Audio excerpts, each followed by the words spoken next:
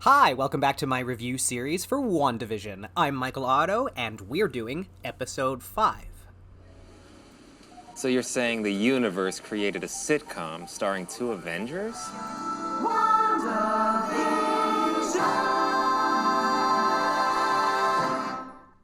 This is a spoiler warning. Now and going forward, you have been warned. So I've been having a lot of thoughts about what's going on in Westview. The world that Wanda is in right now, the pocket reality, I think is intrinsically connected to the Mind Stone somehow, and that Vision is like rebuilding himself on the inside, so to speak, but like through Wanda. I don't know. I don't really know what that means. Don't think too hard about it. I don't really know what to do with going forward into this one to predict. I know this one's the 80s one. I'm really looking forward to it, and I guess I'm just ready to get my mind blown. Let's dig into it. So, in the opening scene here, she's trying to get the boys to go to sleep, but her power isn't working on them. And as they kind of talk about it, suddenly Agnes arrives. And she comes in, and we get this really awkward, creepy sequence. And the thing about Agnes is, like, she is already more aware than most people in Westview and seems to have a certain level of autonomy to her. And she's confirming with Wanda herself. Like, she's freely confirming rather than sort of glitching. So that's interesting. Okay, so we have seen this exact clip where she goes, "Can we take it from the top?" But I wasn't expecting the scene to be played off as so awkwardly. That's great. So Vision does let Agnes look after them, and suddenly the kids age up to 5. Kids, you can't control them. Oh my god, this intro. It's so much cheese, and it's so cute. Oh my god, the ridiculous non-matching child Vision shots as he supposedly grows up. So after the intro, we come back outside Westview and connect again with Monica getting some tests done. Jimmy comes in to talk to Monica, and Darcy gets a chance to meet her. She's a big fan. And they kind of catch us up on a couple more details, which is good. It's nice to have the exposition and confirmation. And Monica is told that there is a briefing at 10. In this briefing here, they're giving a history on Wanda Maximoff, and it's interesting that Jimmy sort of cuts Hayward's phrasing off with, oversimplification. That's fascinating. Yeah, I am intrigued by the way Hayward cuts Jimmy off just to ask him if Wanda has a funny nickname. It's kind of odd, but they are in the middle of dramatic exposition about details regarding Wanda's backstory, so they could just be confirming that they have yet to identify her as Scarlet Witch directly. And based on how, Hayward's behaving here, he seems to be, painted as a reverse villain. Like, he's really the villain so far, but they're making it look like Wanda is. And he seems to be... He's driven to extremes. Like, he's got a cold approach. I don't know. Like, there's something else about this guy. And in the briefing, he goes on to mention, "This morning I received authorization to share this highly sensitive material from Sword Headquarters." If he just got permission to share it with everyone now, sure. But just because he got permission doesn't mean he wasn't already aware of the situation. It's funny how involved Sword seems to be already, when this was supposed to have just been a simple missing persons case. It's not a good color on Hayward at all, considering that he knew about this. And I mean, yes, it is top secret, but at the same time, what does Monica have to do with it? Maybe Hayward knew and wants her out of the way? And speaking of Monica, she's clearly not very impressed to learn of this information. She asks when it happened, and I would be kind of pissed off too if I just got this involved and my life was at risk and I wasn't told when I could have been. But I suppose, like, she didn't really know, blah, blah, blah. And then Hayward goes on to say, Wanda disregarded Vision's wishes by taking his body, but that's kind of controversial to say, especially from Hayward, considering that he was in a facility being worked on and ripped apart. Like, that's quite a finger you're pointing. And then, okay, so we get back, and not only did the twins age up to 5, but then they also age up to 10 in order to keep the puppy, because when we get back in, they're trying to wash the puppy. This is definitely suggesting that Tommy isn't Speed exclusively, because he has the same kind of abilities that Billy does, unless he has speed in a lot of different senses of the word. And then, holy Christmas, she got her coffee. Huzzah! Now, they're discussing, and then Monica says, I know an aerospace engineer who might be up for the challenge, or whatever it is. What aerospace engineer is Monica referring to? Like, I don't have anybody on the top of my head that I can think of that she could be referring to. Comment below if you already have an idea. I may or may not learn if somebody else mentions it somewhere, but yeah.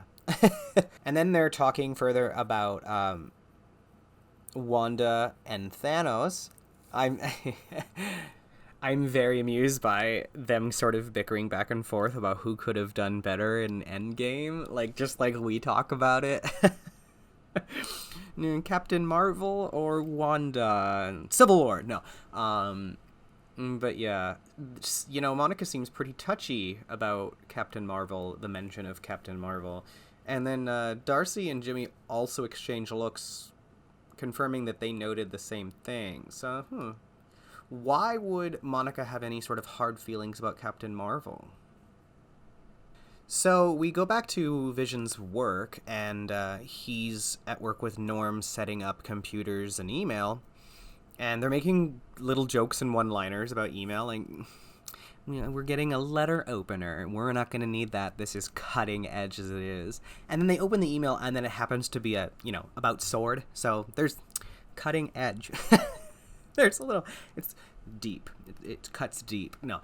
But Vision gets the message that was being sent in the previous scene and hears it via everyone in the room in a really creepy The Village kind of way. He then touches the computer, which sort of unlocks his ability to unlock people's personalities trapped in Westview. Did you try turning it off and on again? It's interesting that at the moment Vision touches the computer, Norm says, "Can't you tell? None of this is real." And then Vision looks at Norm and has the idea to touch his head similarly to the computer, and it unlocks Norm's inner personality, and he's, not having a good time. He's not having a party, not having a fun time. And this whole scene here is referenced in Norm's profile written on the whiteboard. I've seen people zoom in and show what it's written there, and it's this scene. So it's interesting that Sword already was able to sort of observe this scene, but it's being shown to us now. In another cutscene later, we have a tender chat about family between Wanda and the boys, and one of the boys asks if Wanda has a brother, and Wanda says, "I do," rather than "I did." She chose not to talk about him in the past tense, and that he's far away and that she misses him sometimes. But I'm going to come back to that later. The scene quickly changes when Wanda hears something outside, and so does the dog. She tells the boys to stay inside, but they don't. And then the dog runs outside ahead of Wanda. And we cut outside of Westview to Monica flying an 80s drone, while outside of the house in the neighborhood, Monica's flying an 80s drone, and then attempts to talk to Wanda. Unfortunately, Monica was not told by Hayward yet again that he had a plan to attack Wanda. What a prick. So obviously, this complicates things, and Monica yells at Hayward, but before Hayward can even respond to anything, we get alarms and the breach at the barrier. And then we get to probably one of the most badass scenes I think I've seen in a long time in Marvel. This is the might we didn't get from Elsa's Ice Queen. This is This whole display is absolutely wicked. She walks out with the drone, and it's just like, is this yours? Yes, queen. Now, I do find it interesting that Wanda comes out with her particular costume because, she, like, you know, her whole look changes. Her hair, what she's wearing, it all changes to the previous familiar appearance that people had of her, rather than staying the new one when she walks out. And while she's talking to Monica, she finishes off her phrase by shifting her eyes from Monica to Hayward and says, "Will not take it from me again." And then we cut directly to Hayward, and he has this other particular look on his face. It seems to me Hayward maybe had something to do with collecting the Vision's body to be worked on right after Endgame, because he seems to have quite of an ambitious grudge against her. And then so she demonstrates. She has all of the men aimed directly at him, puts a target on his face. And I don't think that's just because he's in charge or called for the attack. I think she recognizes him and addresses the past, whatever happened.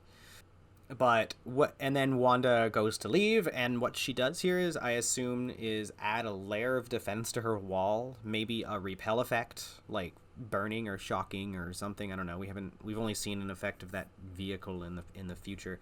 It's interesting that the imagery is like almost like the whole thing is bleeding over. But right after that, we cut to another 80s commercial or another ad. We cut to another ad. I like this one being sort of like a big red mess after what we just saw. And I'm assuming that the Logos connection is from that event where she kind of made a mess.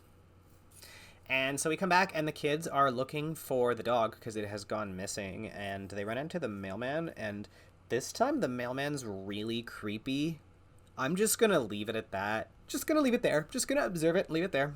After that, they discover that the puppy is gone.